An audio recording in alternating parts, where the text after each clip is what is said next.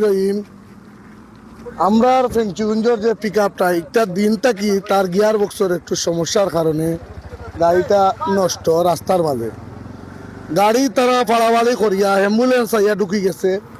আর ট্রাকও ঢুকি গেছে truck controller বাড়া হইয়া অ্যাম্বুলেন্স সোয়া লাগছে অ্যাম্বুলেন্স সইতেও গিয়ে আবার দুর্ঘটনা করছে আর প্রায় দরকার 40 মিনিট হইব 40 মিনিট বা 50 মিনিট ওলা হয়ে যাব আর ধরা আছে গাড়ি টাক আছে এটা কইতাম পারি না গাড়ি বর্তমানে বাজারও মানুষের ব্যবসা বণিক সমিতির আওতাধীন আছে মানুষের আমরা জমিন মানে টুটাটি মাথা উঠা ফাটছে তারা দূরত্ব হবে আমরা আইবার আগে মানুষের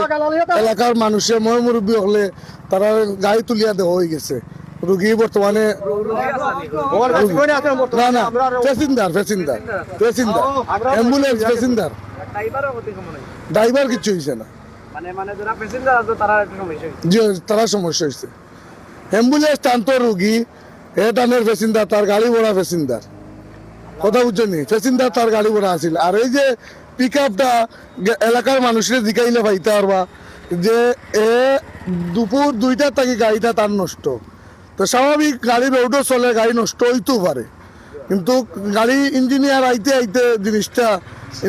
আমার পিক আপের লগে কোনো সংযোগ নাই ট্রাক আর পিক আপে তারা সংযোগ হয়েছে তারা তারা রয়েছে আমার পিক আপের লগে কোনো সংযোগ নাই নোয়া গাড়িটা এই যে অ্যাম্বুলেন্স গাড়িটা দূরত্বভাবে ইয়া ঢুকি গেছে আর ট্রাক কন্ট্রোলার হয়ে গেছে কথা বুঝছেন নি গাড়ি